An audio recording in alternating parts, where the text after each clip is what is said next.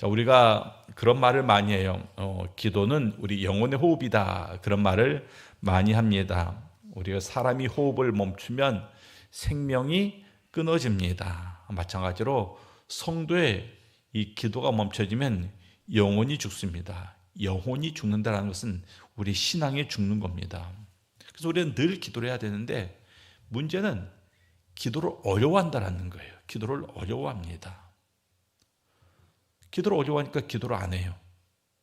기도를 안 하니까 기도의 삶이 무너집니다. 쉬지 말고 기도하라 그랬는데 가끔 기도합니다. 가끔 기도해요.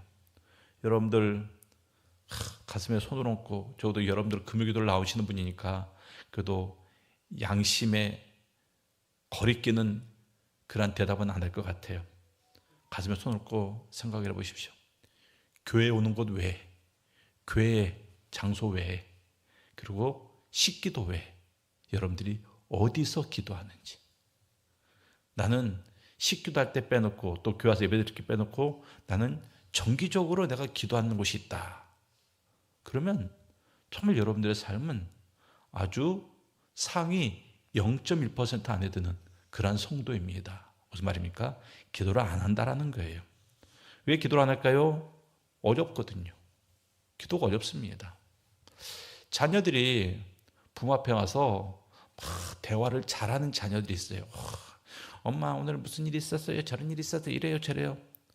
근데 자녀들이 부모 앞에 와서 말을 안 하는, 그저 뭐 학교 끝나고 와서든 아니면 회사를 마치고 와서는 집에 오면 그냥 밥 먹고 나서 그냥 자방에 들어가서 대화를 안 하는 아이들이 있습니다.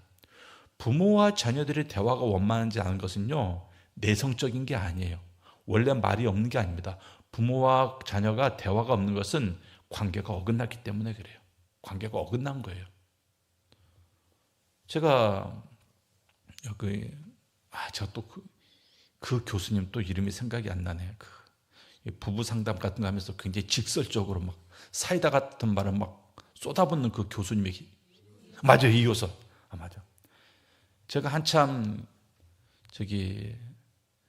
김경옥 교수 거 듣다가 이효선 교수 거 제가 많이 봐요.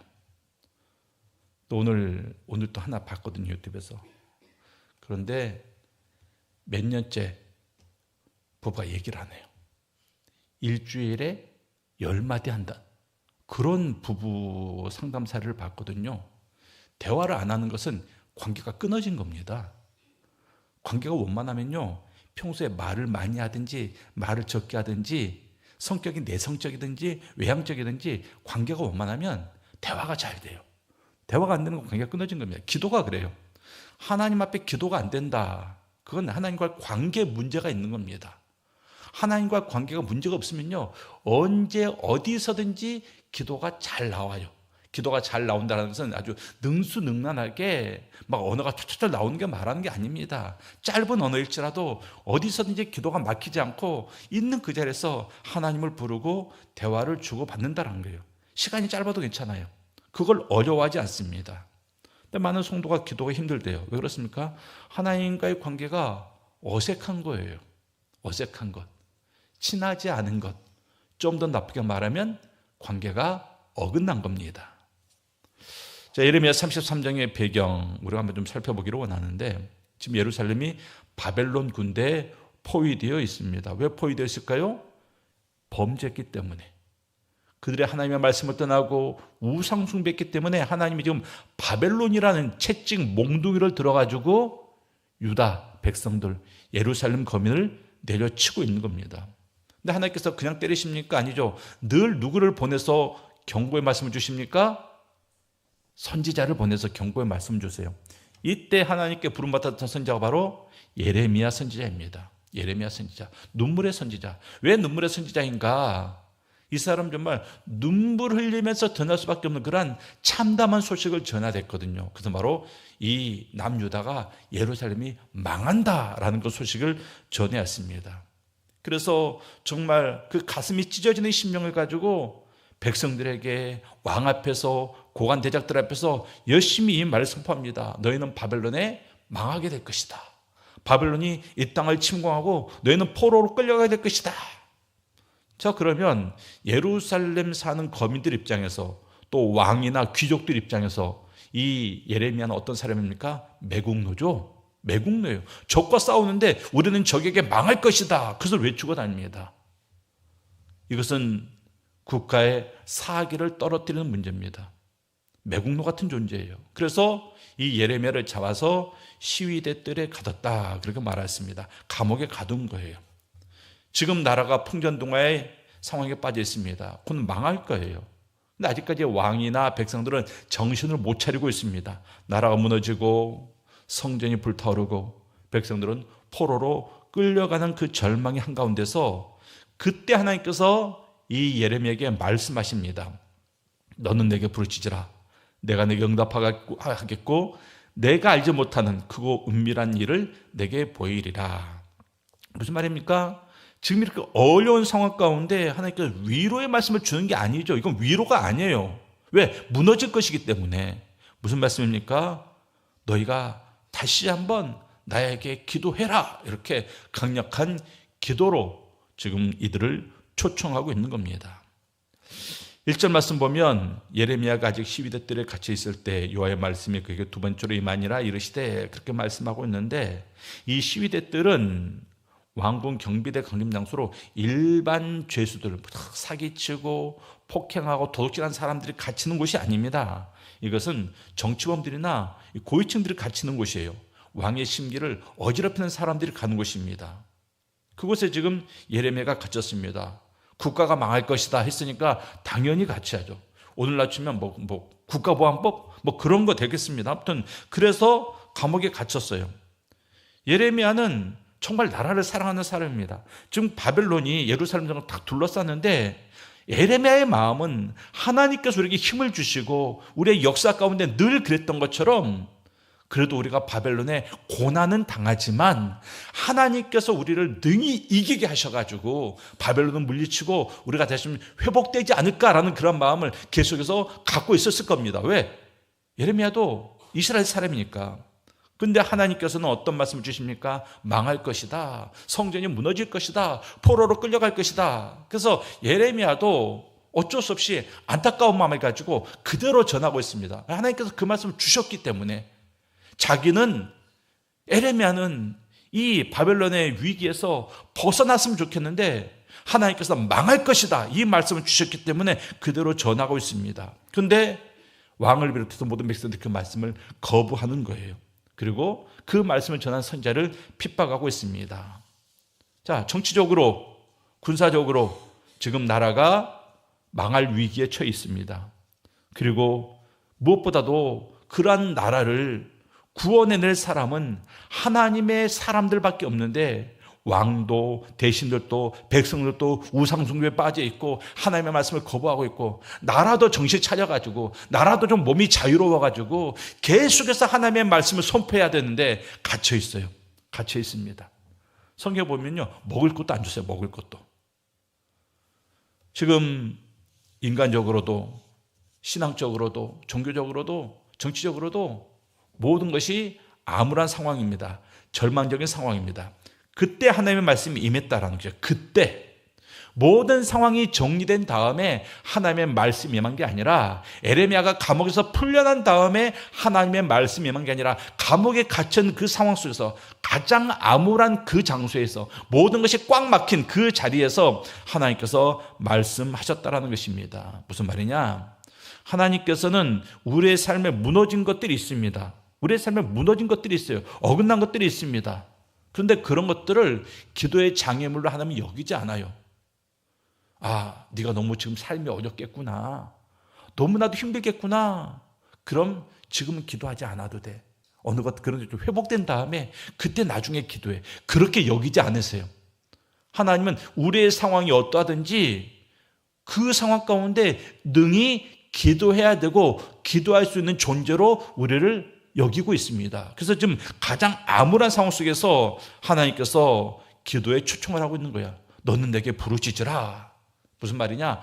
우리의 삶이 정말 기도조차 할 수 없는 그런 가장 힘든 상황, 기도조차 안 나오는 그 상황, 그 자리가 바로 기도의 자리라는 것입니다. 그러니까 우리가 삶 가운데 기도를 잘 안 해요. 우리의 기도의 삶이 무너졌다고 생각이 드시면 솔직하게 여러분들이 자기의 상황을 봐야 됩니다. 내가 왜 기도 안 하는가? 내 상황이 나로 하여금 기도를 못하게 하는 것인가? 아니면 내 상황은 그저 핑계일 뿐이고 정말 내 마음속에 기도하고자 하는 마음이 없는 것인가? 아니, 기도하고자 하는 마음, 그 책임감, 필요성을 느끼고 있는데 간절히 기도하고자 하는 그 마음을 사탄이 빼앗아가 버리지는 않았는가? 우리가 그것을 솔직하게 진단해야 됩니다. 우리 성도님들 기도하잖아요. 기도 너무나 오래 했는데 그 오래된 기도가 응답이 안 될 때가 있습니다.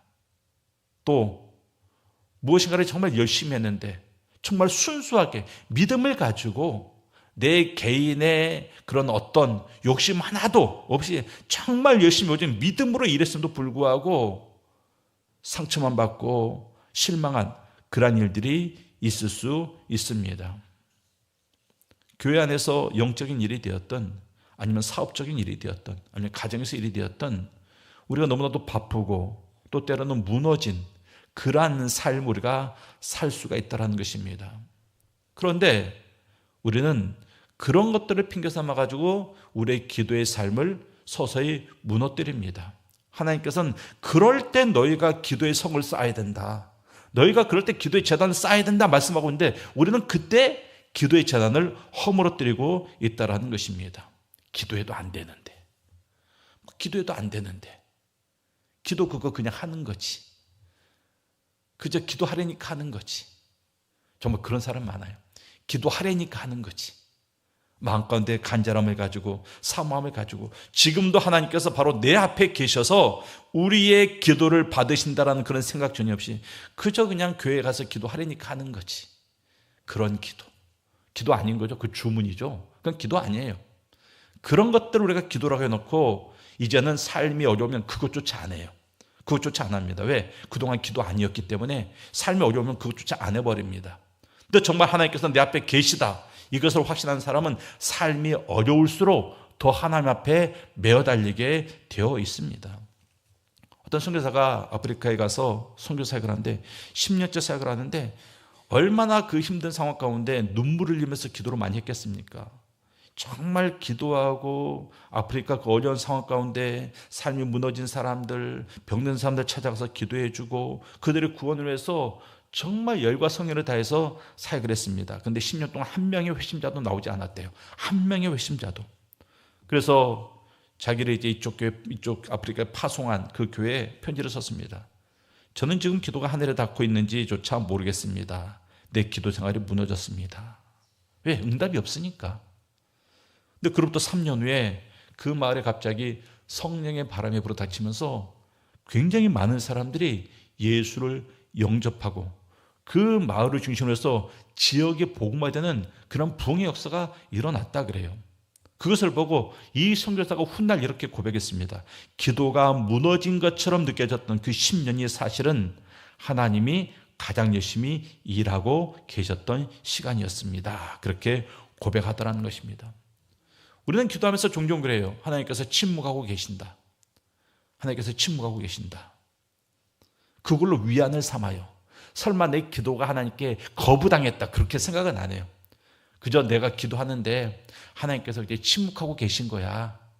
아직 때가 아니니까 기도하려고 하시는 거야. 그걸로 우리가 위안을 삼습니다. 그런데 우리가 기도할 때 하나님의 응답이 없는 게 아니에요. 하나님께서는 우리 눈에 보이지 않지만 그 기도 내용을 가지고 하나님께서는 일을 하고 계십니다. 일을 하고 계시는 거예요. 우리가 모를 뿐이지. 그리고 그 일하심의 결과가 하나님의 때 어느 탁 드러나는 겁니다. 그러니까 우리가 기도할 때 실망하지 말아야 됩니다. 응답이 없어. 아니라니까요. 우리가 기도한다 하나님께서 계속 일하고 계십니다. 여러분들이 20년 동안 한 제목을 놓고 기도했으면 하나님께서 20년 동안 일하고 계신 거예요. 계속해서. 하나님은 절대 자녀들의 기도를 외면하지 않습니다. 하나님은 우리의 기도에 침묵하고 계신 게 아니에요. 우리가 모를 뿐이지 우리를 위해서 계속해서 일을 하고 계십니다. 우리가 기도하면서 오해하지 말아야죠.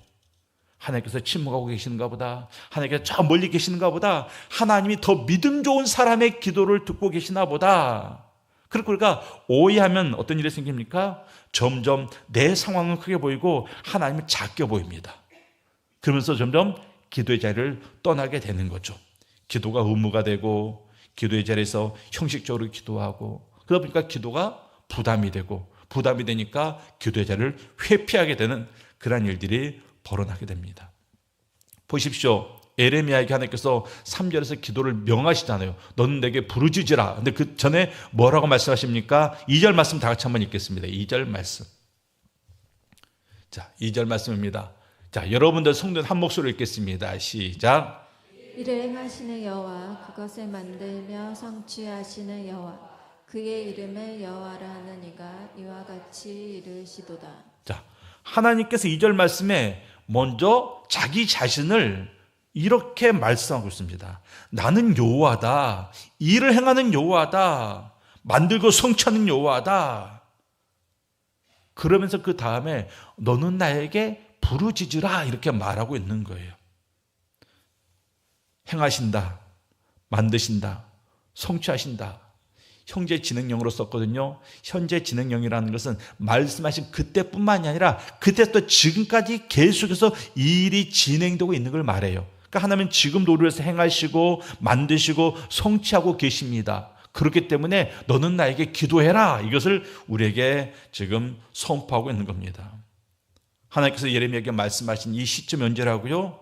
모든 것이 무너진, 국가적으로, 경제적으로, 정치적으로, 군사적으로, 또 영적으로 모든 것이 무너진 그 자리에서 하나님께서 말씀하고 있습니다. 지금 상황이 어렵잖아. 상황이 좋아진 다음에 해가 아니라 지금 가장 어려운 그때 그 무너진 채로 너희들이 기도해라, 부르짖어라 이렇게 말씀하고 있습니다. 하나님께서는 지금도 우리를 위해서 무엇인가를 행하고 있습니다. 뭔가를 만들어 가고 있습니다. 무엇인가를 성취하고 있습니다. 뭘까요? 우리의 기도의 응답들. 우리의 기도 응답들을 만들고 계세요. 그러니까 여러분들 하나님 앞에서 우리가 더 열심히 기도해야죠. 더 간절히 기도해야죠. 모든 것을 놓고 기도해야 되는 겁니다. 우리 사랑하는 성도님들, 그 하나님을 먼저 바라보시길 바랍니다. 여러분들이 기도하는, 여러분들이 이 저녁에도 기도하는 그 기도의 대상은 그저 저 멀리 계셔가지고 우리가 전화를 하거나 긴급하게 뭐 등기를 보내거나 그러면 그때 꺼내보시는 분이 아니라 지금 바로 우리 앞에서 행하시고 만드시고 성취하시는 그 하나님을 우리가 알고 그분을 우리가 믿고 그분을 인정하면서 바로 그분께 기도하는 겁니다. 멀리 계신 분에게 국제전화하는 게 아니라니까요. 우리 바로 앞에 계신 그 하나님한테 우리가 아뢰는 겁니다. 하나님께서도 이스라엘 백성들에게, 이 예레미야 선지자에게 말하잖아요. 선지자면 얼마나 믿음이 좋겠습니까? 그냥 네가 나에게 기도해라 그래도 알아요. 근데 예레미야 상황이 너무나도 어렵기 때문에, 예레미야의 상황이 너무나도 어렵잖아요. 하나님 일하다가 감옥에 갇혔잖아요. 그러니까 예레미야에게 말하는 겁니다. 나는 너를 위해서 일하신 하나님이야. 나는 너를 위해서 뭔가를 만들고 있는 하나님이야. 나는 너에게도 성취한 하나님이야. 그러니까 이 어려운 상황 속에서도 절대 좌절하지 말고 너는 나에게 부르짖어라 이렇게 말씀하고 있는 겁니다. 우리 사랑하는 성도님들, 우리의 기도가 삶이 왜 무너집니까? 왜 우리의 기도가 뜨겁게 일어나지 않습니까? 그 하나님을 바라보지 않아서 그래요. 그러니까 기도하는 사람들은 먼저 뭘 바라야 됩니까? 내 기도를 들으신 하나님을 먼저 바라봐야 돼요. 우리가 자녀들이 부모에게 뭘 부탁할 때도요, 부모 앞에 찾아와가지고 부모님 앞에 똑바로 얼굴 보면서 말하는 겁니다.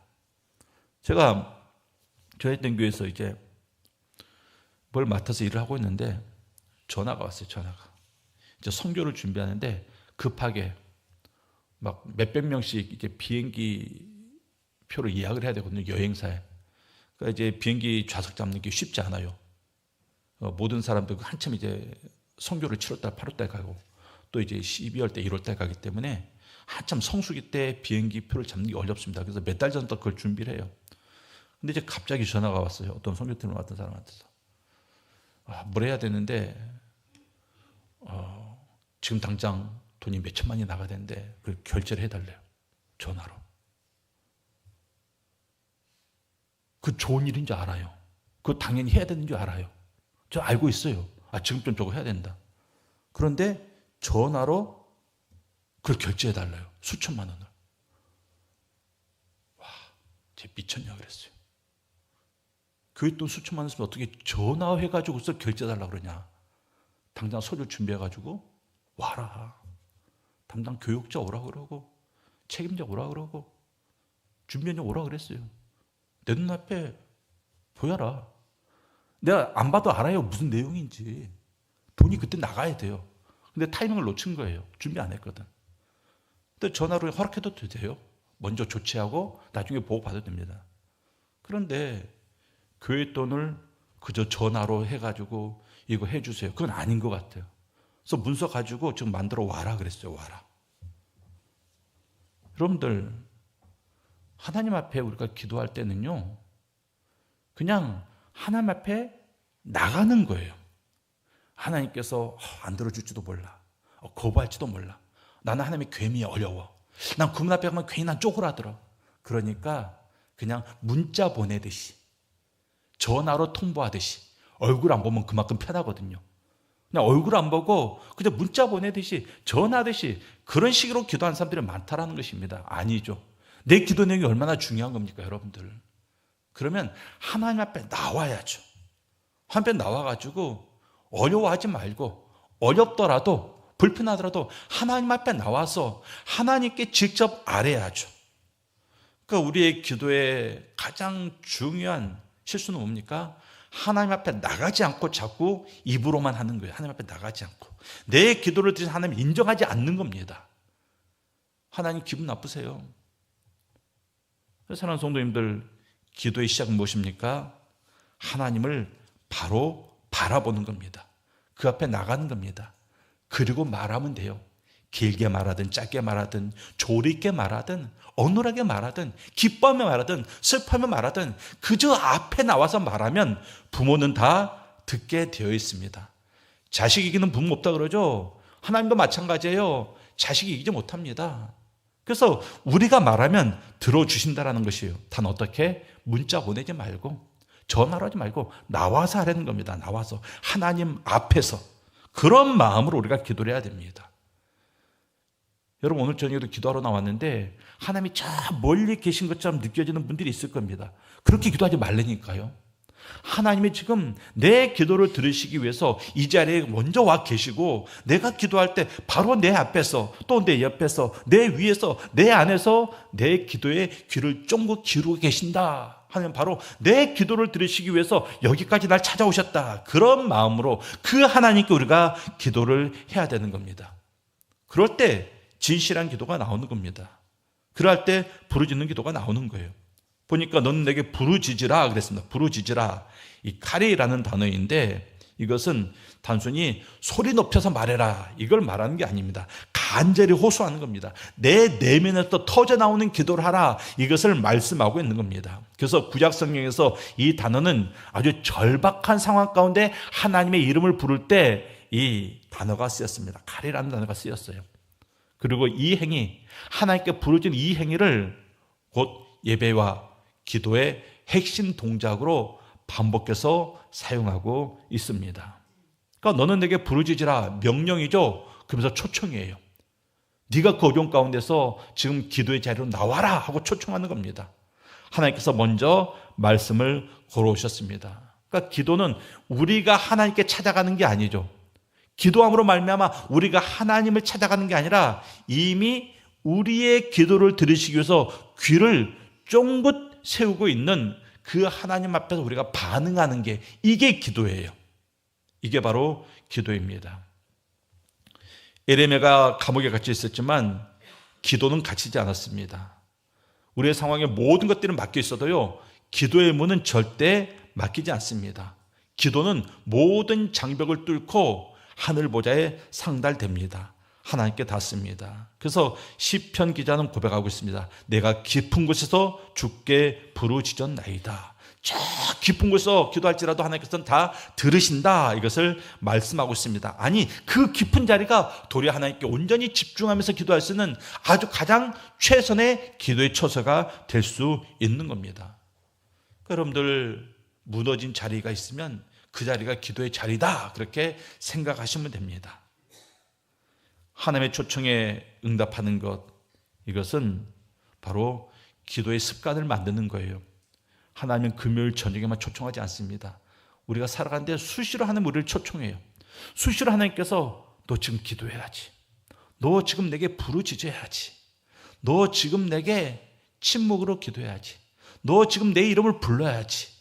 너 지금 나를 향해서 신음해야지 하면서 수없이 많은 기도의 초청을 우리에게 하고 계십니다. 그때마다 우리가 기도를 해야 되는 거예요. 에레미야가 하루아침에 위대한 선자가 됐겠습니까? 아니죠. 눈물의 선자라는 말은 그가 그만큼 많은 눈물의 기도를 하나님께 올려드렸구나라는 것을 우리에게 보여주고 있습니다. 그러니까 한번 다 불받아가지고 한번 뜨겁게 타올랐다고 기도의 재단이 회복되는 게 아닙니다. 날마다 그 자리, 정해놓은 자리, 제가 아까 여러분들에게 여쭤봤던 것처럼 그저 교회 왔을 때 교회 안에서 프로그램 말고 식기도 말고 여러분들의 개인의 삶 속에서 여러분들이 정해놓고 기도하는 시간과 기도하는 장소가 있느냐, 그게 있어야 돼요. 성도라면 그거 있어야죠. 여러분들 삶 가운데 정기적으로 하는 게 많아요. 정해놓고 하는 게 많아요. 운동 정해놓고 하죠. 드라마도 정해놓고 보잖아요. 딱 그 시간에 보잖아요. 밥 정해놓고 먹잖아요. 직장 정해놓고 가잖아요. 취미생활도요, 딱 시간 정해져 있습니다. 딱 그 시간 맞춰서 하잖아요. 근데 왜 기도는 정해놓고 안 합니까? 기도도 정해놓고 해야지. 왜 기도는 이것저것 다 해보고 시간 날 때 합니까? 아니죠. 기도의 시간을 먼저 떼어놔야죠. 오늘 권사님이 평생을 새벽 예배를 드렸어요. 60년 넘게 새벽 예배를 다녔습니다. 그래서 어떤 청년이 권사님한테 물어봤어요. 권사님, 60년 동안 기도하셨는데 하나님이 응답 안 하신 기도도 많죠. 그 권사님이 그렇게 대답했대요. 많죠. 그런데 있잖아요. 나는 응답을 받으러 새벽 예배를 나가는 게 아닙니다. 하나님께서 거기 계시니까 나가는 겁니다. 그랬다 그래요. 하나님께서 거기 계시니까. 응답은 하나님께서 알아서 하시는 거예요. 나는 그냥 가는 겁니다. 왜? 하나님이 거기 계시기 때문에. 우리 사랑하는 성도님들, 기도의 회복은 응답을 확인하는 데서 기도의 회복이 있는 게 아닙니다.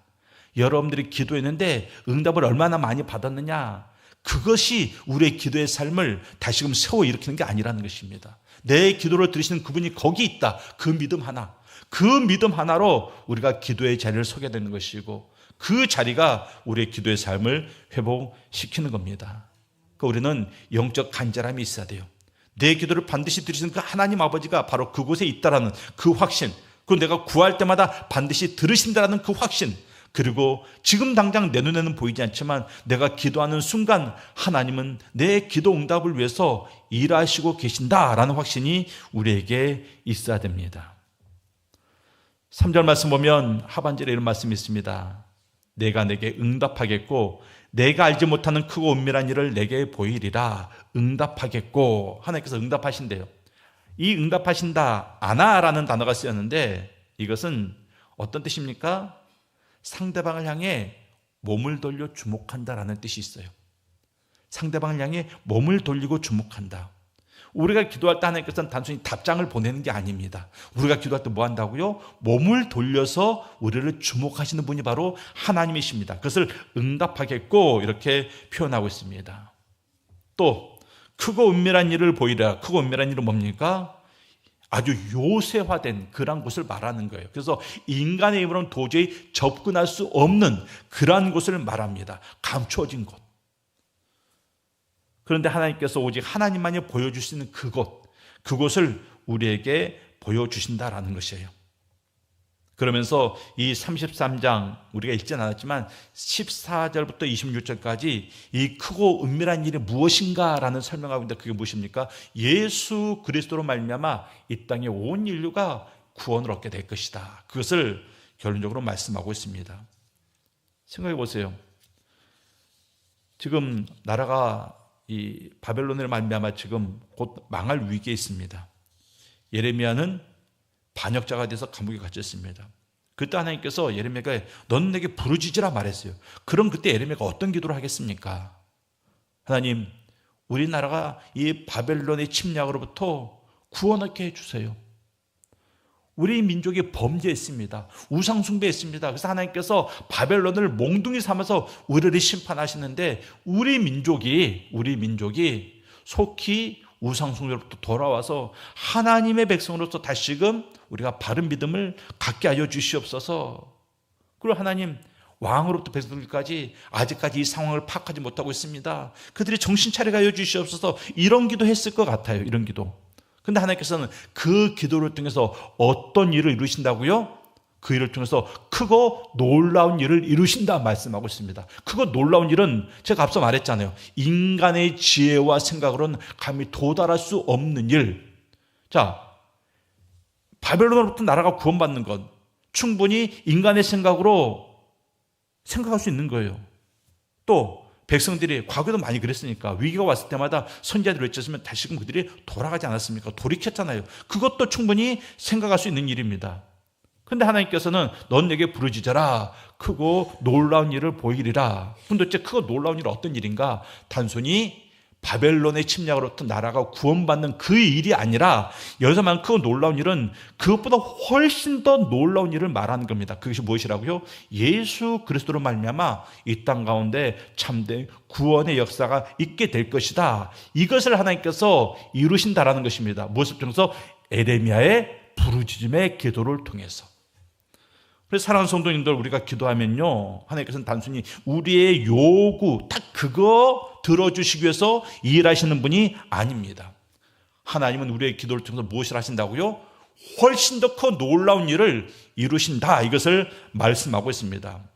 그러니까 기도는 내 계획 가운데 하나님을 끌어들이는 게 아니라 기도는 무엇입니까? 크고 놀라운 일을 준비하시고 이루시는 그 하나님의 계획 가운데 내가 들어가는 거예요. 이게 바로 기도입니다.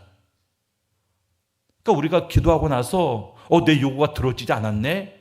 왜 하나님께 응답하지 않을까? 아니라니까요. 하나님께서 우리 기도를 통해서 더 놀라운 일을 지금 행하고 있다라는 것을 우리가 알아야 됩니다. 한 사람의 기도가 한 민족을 살릴 수 있고요. 한 사람의 기도가 수만 명을 살릴 수 있고 또 한 사람의 기도가 온 우주 만물을 살릴 수도 있는 겁니다. 중요한 것은 어떤 순간에도 우리는 기도의 자리를 벗어나서는 안 된다는 것이에요. 우리가 잘 알고 있는 기독교의 성 어거스틴이라고 그러죠. 천주교에서는 성인의 위치에 올려놓은 그 어거스틴. 그 어거스틴이 기독교 역사에서 굉장히 탁월한 위치에 오른 교부이고 놀라운 신학자입니다. 그 사람이 예수 믿기 전에 아주 술 먹고 방탕한 삶을 살았던 사람이에요. 그래서 그 어머니 모니카가 그 아들을 위해서 기도했습니다. 몇 년 기도했을까요? 30년. 30년을 아들을 위해서 기도했어요. 술 먹고 방탕한 그 아들의 삶을 돌이키기 위해서. 그러고 결국 그 어거스틴이 하나님을 만나고 그러고 나서 기독교계에 한 획을 긋는 위대한 신학자가 되었습니다. 지금도 그 어거스틴의 신학을 우리가 배우고 있어요. 우리가 배워요.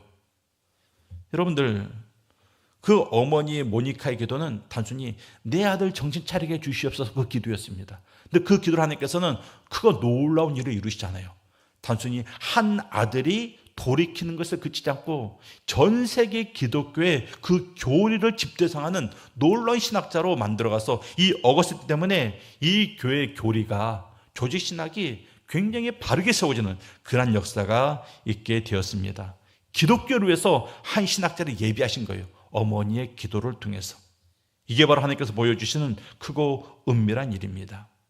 여러분들이 어떤 것을 놓고 기도하는지 하나님의 그것을 통해서 크고 은밀한 일을 이루시는 하나님, 그 하나님임을 우리가 알아야 됩니다.